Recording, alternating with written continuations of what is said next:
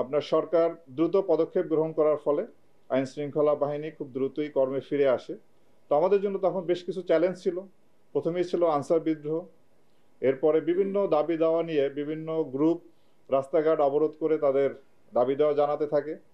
সেই পরিস্থিতি মোকাবেলা করাও আমাদের জন্য একটা চ্যালেঞ্জের বিষয় ছিল।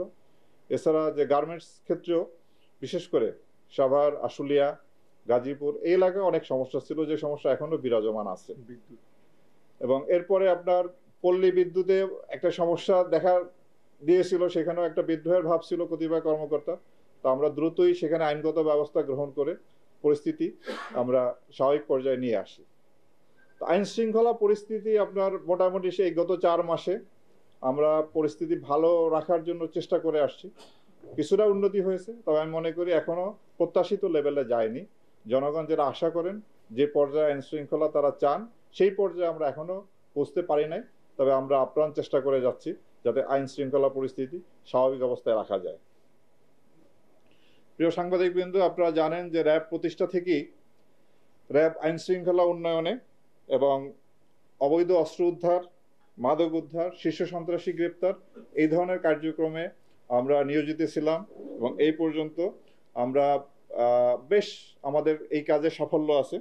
আমরা প্রায় 14,500 অধিক আসামি, অস্ত্র মামলার আসামি আমরা গ্রেপ্তার করি এবং 20,000-এরও বেশি অস্ত্র উদ্ধার করতে আমরা সক্ষম হই। মাদক উদ্ধারের ক্ষেত্রেও আমরা প্রায় 6,292 কোটি 5 লক্ষ টাকার মাদক এই পর্যন্ত আমরা উদ্ধার করি র্যাব সৃষ্টির পর থেকে, এবং প্রায় 1.5 লক্ষ মাদক অপরাধীকে আমরা গ্রেপ্তার করতে সক্ষম হই। এছাড়াও শীর্ষ সন্ত্রাসী গ্রেপ্তার, চরমপন্থীদের বিরুদ্ধে আমাদের অনেক সাফল্য আছে। আমরা এই পর্যন্ত প্রায় 340 জনের উপরে চরমপন্থীকে বিপুল অস্ত্রসহ আমরা গ্রেপ্তার করতে সক্ষম হই। আমরা সুন্দরবনের যে জলদস্যুদের একটা প্রভাব ছিল, জলদস্যু দ্বারা ওই এলাকা আক্রান্ত ছিল, সেই জলদস্যুদেরকে বিরুদ্ধে অভিযান পরিচালনা এবং পরবর্তীতে তাদেরকে আমরা আত্মসমর্পণের উদ্যোগ নেই এবং তার আত্মসমর্পণ করার ফলে ওই এলাকার অপরাধ কিছুটা নিয়ন্ত্রণে আসে। আমরা মোবাইল কোর্ট পরিচালনা করে আসছি। সামাজিক নিরাপত্তা নিশ্চিত করার জন্য আমরা বিভিন্ন সময় এই কাজগুলো আমরা এখনো চলমান আছে। আমাদের বিভিন্ন ধরনের আইন শৃঙ্খলা উন্নয়নের পাশাপাশি এবং আইন শৃঙ্খলাটা যাতে সাস্টেনেবল থাকে সেই জন্য সেই কাজগুলো আমাদের নিয়মিতভাবে আমরা করে আসছি। এবং এই পর্যন্ত আপনারা জানেন যে র্যাব সৃষ্টির পর থেকে এই পর্যন্ত 35 জন র্যাব সদস্য তাদের দায়িত্ব পালনের ক্ষেত্রে গিয়ে নিহত হয়। আমরা র্যাবের যে সদস্যদের আভ্যন্তরীণ শৃঙ্খলার ব্যাপারে আমরা একটি কঠোর অবস্থানে আছি। আমরা র্যাবের যে সমস্ত সদস্য তারা আইন হাতে তুলে নেওয়া কিংবা তারা যদি অপরাধ কর্মে জড়িত হয়, আমরা তাৎক্ষণিকভাবে তাদের বিরুদ্ধে আমরা কঠোর ব্যবস্থা নেই।